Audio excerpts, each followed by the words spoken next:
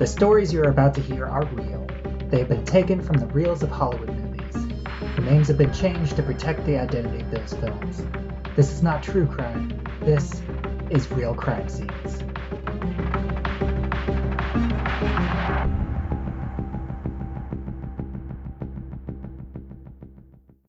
Welcome to the reveal and discussion episode of Real Crime Scenes, the podcast that looks at crimes committed in Hollywood movies through a true crime lens. I'm your host, Bubbawheat, and on the last episode, the crime that was examined was pulled from the 1988 movie Big, starring Tom Hanks and directed by Penny Marshall. And I'd like to give a special shout out to Chrissy Champagne over at Residue Podcast, who was the first person to, one of the first persons to listen to the first episode, and the first person to give me a correct guess that the movie that I covered was Big. Especially thanks because, in terms of doing research for true crime podcasts, Residue Podcast was kind of the big one that I listened to help get a feel for true crime podcasts other than Criminal, which I've been listening to, practically ever since that one came out. So thank you, Chrissy. And joining me today to discuss the movie itself is my guest, Lackey. How are you doing today? I don't get it. That was my mom's favorite line from this movie. Yeah, and I, going into a little bit of, behind the scenes, I came up with the idea of this podcast. I feel like it's been at least a couple months ago at this point, and it just kind of popped into my head, and I was thinking, what would be an interesting podcast that somebody, not me, that should do is do a true crime podcast where the crime that they're describing they pulled from the plot of a movie. And on Thanksgiving, I watched the movie Big, and as I was watching that, I had the idea for this podcast in the back of my head, and I was just watching the movie and thinking about this kidnapping and how bizarre. Like, if you think about this in terms of the kidnapping of Joshua Baskin, this kid that's disappears, he's gone for 6 weeks, and then he comes back and he's wearing the suit of a full-grown man, and he has this story about becoming big, and which nobody is going to believe except for his best friend. And just to think of what his mother went through during these 6 weeks. And I just thought, that would be a fascinating way to look at this movie. And so after I watched that, I was like, yeah, I was kind of fully on board, and, I wrote the script, and, this is kind of us, getting a chance to discuss the movie. And, I pulled Lackey into it as kind of my test subject. And, I know you said you haven't watched it recently. Do you remember, have you seen Big a lot whenever you were younger? It was one of my mother's favorite movies. So I watched it quite a bit. We had it on VHS, and I recall we watched it fairly regularly from when it was released in '88 and when it went on home video. Probably watched it fairly regularly for maybe like the next 5 or 6 years after that. And like I said, my mom and we would develop these series of inside jokes between us. And one of them was based on the boardroom meeting in Big, where the grown-up Josh, played by Tom Hanks, he's in a meeting and he's infuriating. I think it's the John Hurd character. John Hurd's trying to explain somebody is trying to explain some business concepts or marketing concepts, because I think they work for like a toy company or something. Yeah. And Tom Hanks just keeps raising his head and saying, "I don't get it." So that was one of my mom's. An in-joke my mom and I had. I remember, but I don't think I've seen it since the 90s.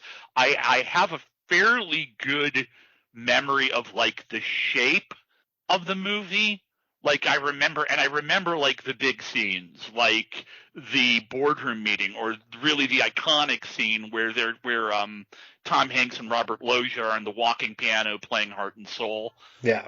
stuff like that. But I didn't remember that there was this kidnapping thing. I didn't remember that was what I see it now, and I recall it looking at the Wikipedia article, but I'd completely forgotten about that little particular beat. Yeah, so like the movie of, once Josh wakes up as Tom Hanks, still in his kid underwear, and then he like sneaks out of the house. His mom thinks that he has a cold, because he takes his bike to go to the carnival, but the carnival and the Zoltar machine is gone.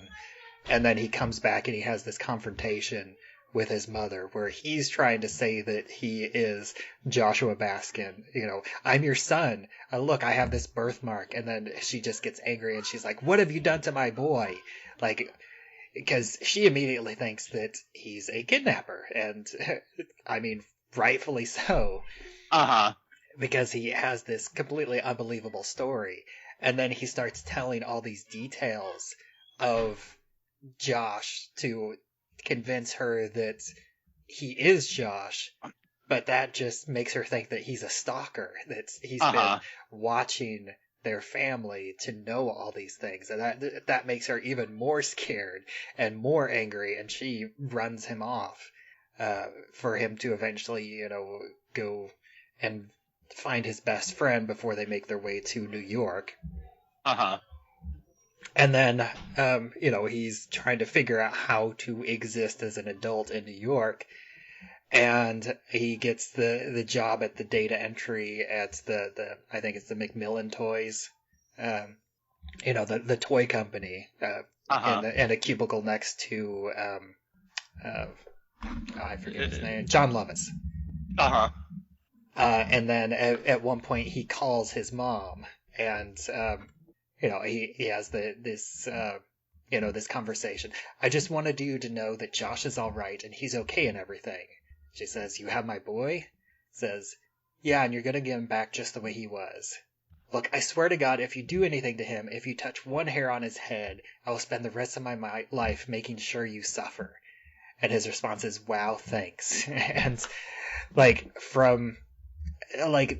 is such an interesting part of the conversation, because from the viewer's point of view and from Josh's point of view, it's like his mother is willing to go after this kidnapper with such fury, and he is impressed by that. He's like, wow, thanks. But from his mom's point of view, like, what do you think that is going through her head that she says that and he says, wow, thanks, like, just so standoffishly? It's one of those things where what I recall from this movie is that the scenes with young Josh, they're actually like a really good representation of like the sort of preteen angst, this sort of feeling that you're not a kid, you're not an adult, you want to be treated as an adult. You don't want to have the responsibilities, even if you may not even have an idea of what the general responsibilities of an adult are, but you don't want those. You want people to treat you in a certain way, and you're kind of like what, as Britney Spears would say for the other gender, not a girl, not yet a woman. Right. And you don't think of yourself as a kid. You don't think of yourself as a child, but you're not an adult. And it's just the sort of thing where you have this and you've raised a teen. So and you've been a teen. So you have seen this from both ends of the lens, which is that this sort of idea that you're constantly struggling against your parents, who don't see you the way you want to be seen. And I know I'm going on about this, but it's that sort of thing where I remember it's like he's almost kind of surprised, like at the kind of that he realizes exactly how far his mother's love for him goes. Yeah. And then after that, it's she wants to talk to Josh, and she says, why not? What did you do to him? And he says, I didn't do anything to him. I think he's a terrific kid. And she wants proof. And then this is where he starts singing memories from Cats. And then she just breaks down in tears. And that's, again, this is kind of like, it's a touching moment from the viewer's perspective, because we know that Josh is okay and perfectly fine. But again, from his mother's perspective, that is like absolutely heartbreaking to get this proof that this kidnapper has her kid. And not only that, but he's not asking for ransom. And especially like looking at it from a modern perspective, I imagine she has to be thinking that there's some sexual abuse going on. And that is so fascinating to think of this 80s feel good family movie has this dark undertone.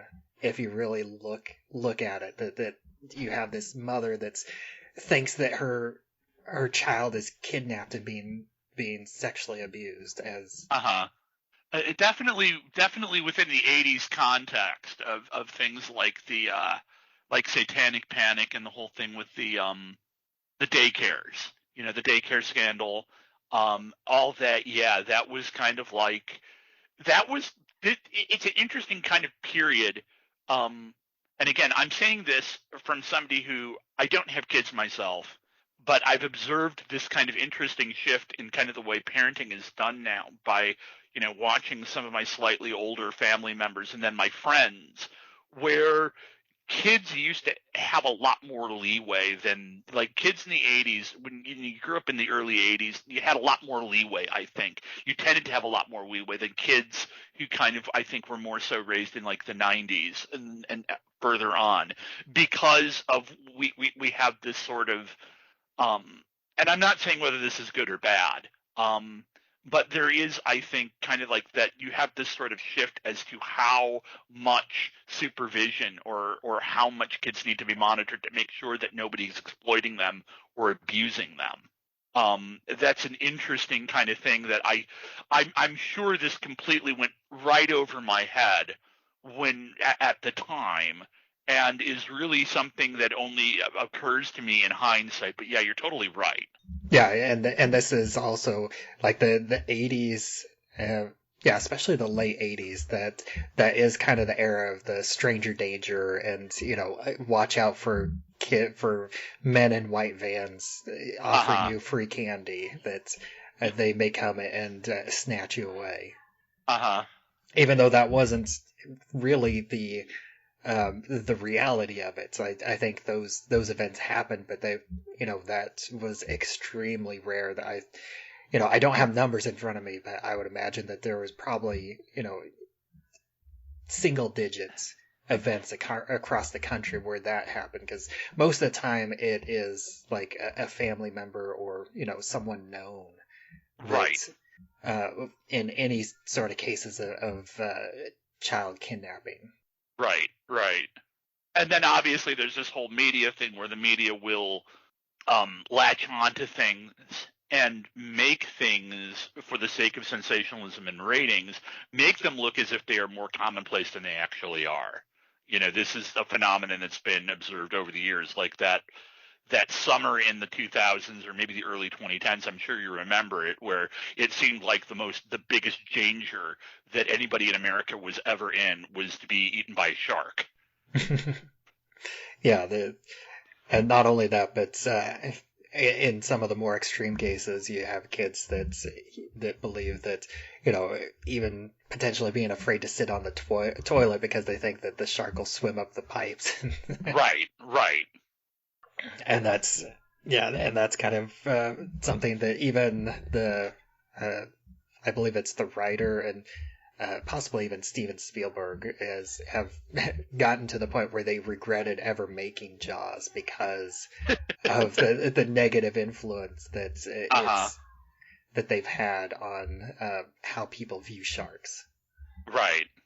Let me ask you, because I haven't given you the answer. Like, how long in your memory did Joshua exist as an adult? a month, maybe. Yeah, that's pretty much about what we see. I think it's about 6 weeks is what we. It's long enough for him to, because there's from what I recall of the plot, he meets the Robert Loggia character and gets a job at this company, and even though it's a fairly quick thing where he kind of rises rather mediocrely up the corporate ladder entirely because Robert Loggia's character likes him. There's still kind of like, I think that's something that you can't really say, oh, that's a week. And then there's also, from what I recall, there's also the romantic plot with Elizabeth Perkins's character, which again, that's not. That's problematic looking at it in a modern. Number one, yes, it's problematic, but it's something that, even given the dynamics, my main memory of that.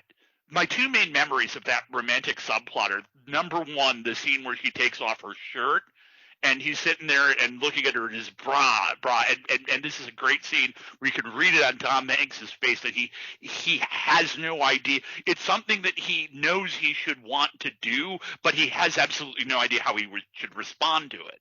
And the other thing where he's constantly misinterpreting things that people say that are like innuendo or even not innuendo. Like I seem to remember there's this scene where Elizabeth Perkins says, "I want to stay over," and Tom Hanks is like, "A sleepover?"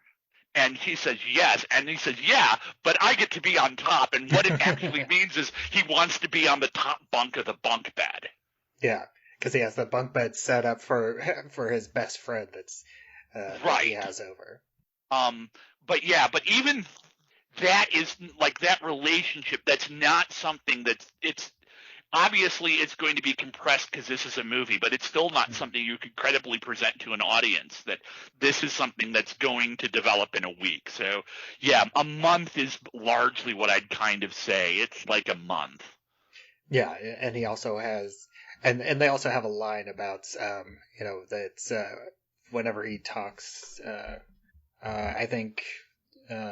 Whenever, he writes a letter to his parents, and he says, "They said I could write you and let you know that I was okay. So far they are treating me fine. I got enough to eat and am perfectly safe. They say I'll get out of here in about a month." And he writes the letter roughly 2 weeks because it's after he's gotten a paycheck. So that's kind of how I view the timeline. So that's where I get the 6 weeks timeline. Because I think it took him about 2 weeks before he gets paid.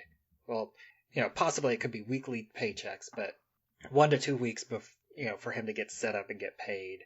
And then he says they'll get back in about a month because that's also the timeline for them to get the schedule for where the Zoltar machine is going to be from the city. Right. And then kind of the other thing that I want to talk a little bit about is the aftermath of how, like, what would happen, like what happens after the movie, after the credits roll, because we have this Elizabeth Perkins character who knows what happened. She saw him turn into a kid. And she was like at the scene. She was there with her vehicle, dropping him off.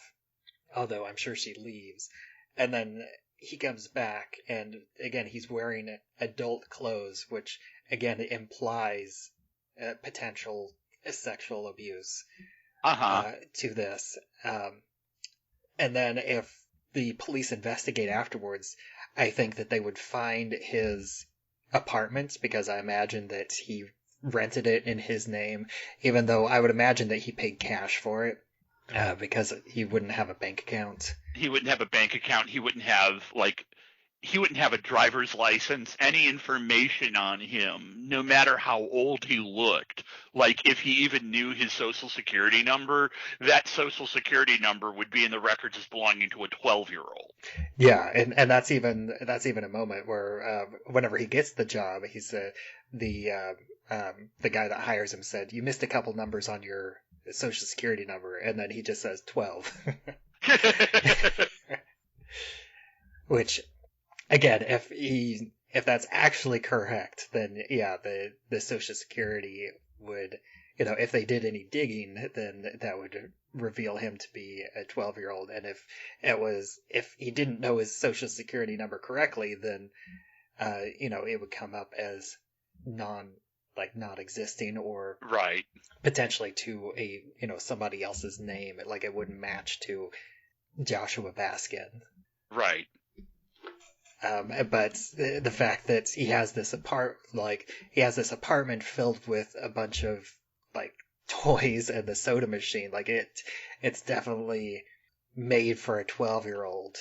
But right. Then he goes back, and then like my estimation is that the police would be able to find it because he would clearly stop paying rent after he's a kid again. And then the landlord would file an eviction notice, and then the police would get involved, and maybe they would put two and two together and connect it to this child kidnapping case, because the timeline would match up, and the fact that this giant New York apartment is filled with stuff for a kid. Right. And I think they would probably also have ties to the toy company, and I would think that they would interview the other members about this person who, like, from their perspective, that would be the kidnapper, that they think that the kidnapper is using Joshua's name to gain employment. And everybody except for Elizabeth Perkins' character, because she knows the truth, because she literally witnessed the magic happen. But how does she respond to the police that start asking her about this kidnapper? I mean, at this, the question also is that does this psychologically traumatize her in any way? The fact that she's been the guy that's essentially been her boyfriend, that she's tried to sleep with, is well, they in did fact sleep a 12-year-old together. boy. Like, they did have sex. Oh, that's right. Oh, yeah. Yeah. Oh my, yeah. How does that? It wasn't during the sleepover. It was. That's true. Okay. Yeah. Okay. Good point. Yeah, you're right about that. That is just. Yeah. I mean, how does she deal? Does she have any guilt coming away from that? Does that give her any sort of trauma? How does she psychologically cope with that? How does that make the police see her? Yeah, the fact that she slept with someone who's literally. It was like when they interview her, because if she's trying to, obviously, theoretically, she probably wouldn't try to tell the truth. Mm-hmm. Maybe she does, maybe she doesn't. But if she's trying to hide it, how does that mental conflict, how she feels, how does that come through in her body language? How does that affect how the police view her? Yeah, it's because at that point she becomes an accomplice. Right. She becomes as much of an abuser as the kidnapper, in ironic quotes. Yeah. And in fact, because the kidnapper does not really exist, she's really the only person who actually kind of feels that. Right. Yeah, it's just one of those things, and I think you can see why I chose this for this first episode, because it's really fascinating to look at it from this angle, and I know I'm not the first one to do it, because I did look up and I did see there's like a YouTube video that says Big is actually a horror movie. Yeah. if you look at it from this perspective. And again, it's one of those things where it is, to an extent, it is a fantasy movie. You aren't supposed to think, the people that wrote it, the people that made it, you're not supposed to think too hard about any of this. And unfortunately, we can't really do that anymore because, I think we're, as a society, as a culture, we're more we're more cognizant of issues like consent, where I think a lot of it is, you've seen Wonder Woman 84, right? Yeah. Like Wonder Woman 84, I think got a lot of flack for the way it treated like the whole concept of how Steve Trevor came back and how that comes into as an issue of consent. And I don't think that anybody who made the film really thought about that ahead of time. And it's just a reality of, this is, if you're creating something that has a concept like this, that explores the idea of, how does a not even teen kid, how does a tween kid cope with? He turns 13 in the movie. He has his 13th birthday. Okay. How does a kid of that age cope with suddenly being thrust into an adult world while people don't realize his emotional or intellectual maturity level and treat him like an adult? And he has his first sexual experience. And dealing with this kind of thing, and dealing with, when at 13 you're already a raging mess of hormones, and you're trying to figure out, who do I like? What are these feelings that I have towards people? And it's like, and it's not, it's not wildly out of the ordinary for a 13-year-old to be sexually active, even in the 80s. It's this sort of thing where I don't want this to be, how I say this, to be misconstrued. I think our society, our culture, sort of believes that sexual awareness is this sort of, you get your 16th birthday, your 17th birthday, and a switch is flipped in you, and you have puberty now, and you start having sexual feelings, and you're aware of your body, you're aware of your sexual, and that's not how it goes. It's a development process, and some people are aware of this at earlier ages than other people. At a 13-year-old, the average 13-year-old is very much going to be cognizant of the fact, they may not know how to describe it, might not know exactly what's going on, but they're going to be aware of their body and of physical attraction in some way, shape, or form. And the reason we have things like ages of consent is so that predatory adults, or even predatory young adults, don't swoop in and give somebody who's already extremely fucking confused about what's going on in their head and with their body, give them even more and manipulate that confusion. Yeah, exactly. But I think we could potentially keep going on, but I think it's a good spot to wrap up this discussion. But did you have anything else to say about the movie?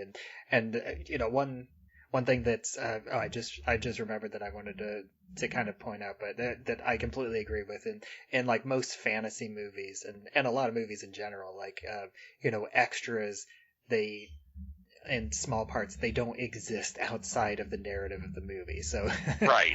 So extras can, there's no idea of consent because they only exist whenever they are present in the film. Right. And it's a different attitude, I think, that people had making movies at the time, because fandom didn't exist then the way fandom does now. In the sense that, you don't have people, when a film is pardon the pun, when a film gets big, their conversation is created around it. And it's different now with the internet, that it gets picked apart and people come up, there's fan canon, and there's head canon, and there's fan theories and like that. And people just don't pick apart. People pick apart narratives in a way that we never used to, because we never, for the most part, unless it was a big established organized fandom like a Star Trek fandom or Star Wars or Doctor Who or whatever, that had fan clubs and stuff like that, that was a media franchise, there wasn't really a way for a lot of people to kind of come together and discuss things. So there are just these things never occurred to me at the time I was watching the film Big. In fact, if I were watching it today, they might not have even occurred to me then. And it's really only like that you have picked this out and you are creating a discussion around it, that many people around you that you will interact with, they might not have even seen this because it's just not something that they've ever discussed with people. So, we can't make movies like the way we made Big. We can't do that in the modern day. We have to consider things like, because people are going to pick apart, well, how does how do the police see this? How did the mom see it? How does the mom see this? How does this kind of trauma affect the mother? How does this affect Josh's relationship with his mother in the future, and so forth? She's going to become a lot more protective of him. Yeah, I would imagine so. Assuming that he never tells her the truth, and why would he? Yeah. Or if he does try to tell her the truth, then he goes into, he starts seeing a psychiatrist that's because they believe that this is a story that he's told himself in order for him to block out the trauma that he experienced. Right, exactly. There's going to be this thing where he has to go to see a shrink, and it's like, yeah, my son believes he spent 6 weeks as a 30-year-old man, Yeah, but it's been kind of eye-opening to view this movie through this lens, and I'm I'm excited to go further. I definitely don't think all the movies I'm going to cover are going to be like family friendly or fantasy movies. I will be covering a wide variety from actual like crime thrillers and like horror movies, and I'm gonna try and hit various different genres and all that in future episodes. But I'm excited by where this podcast goes, and I'm hoping that I find an audience, and again, I would love to hear from you if you're listening to this. I'd love to hear suggestions for other movies that I might cover in the future. And if you're listening, definitely reach out and let me know what you think of the show, because I think that this is an interesting and potentially fun concept, and I'm looking forward to seeing where it goes in the future. Sure, no, definitely. And thank you, Lackey, for joining me on this inaugural episode. Well, this inaugural pair of episodes, I should say. And why don't you take a moment to let people know about your other work and where you can be found online? I can be found wherever Rabbit Hole Podcast can be found. I'm flaking out on the URL right now, so wherever you find this, you'll find me. My main gig is From Inner Time, which is a Doctor Who podcast dedicated to that venerable British science fiction franchise, which is 90% of what I think about and talk about in any discussion. I host it with Jason Soto, our fearless rabbit hole leader. We just recently, as I record, in terms of when I recorded this, so like late December of 2024, we recorded an episode about Joy to the World, which was 2024's Christmas special, starring Nicola Coughlan from Bridgerton as the main guest star, and working under the assumption that the new season starring Nchuti Gatwa will drop on Disney Plus and BBC whatever in the spring, hopefully April or May. We will resume discussions of that then. I also occasionally guest on our other podcasts, such as Pictures and Conversations. That's the Bomyo. Your time podcast, Time to Rewind. You've been doing a Doctor Who season there, so I've been joining you and talking about that there. And but yeah, that's where you can find me. And as always, I am Bubbawheat, and you can find me everywhere on social media where I'm at Bubbawheat these days. I am most active on Threads. That's kind of the best place to find me. I am also on various other social media platforms so if you find Bubbawheat on whatever social media platform you're on, the chances are extremely high that is me. So you can send me a message and I will most likely reply to you. And I'd really enjoy it if you like what you hear and you want to hear more, to give us a 5-star review on whatever platform you're listening to, whether it's Spotify or especially Apple Podcasts. And if you're able to leave a written review, then if you could do that for us to really help us grow our audience, help us become more searchable. I really am excited by this podcast and where it can go. And until next time, I don't have a sign off yet, but I will see you on the next episode with another real crime story.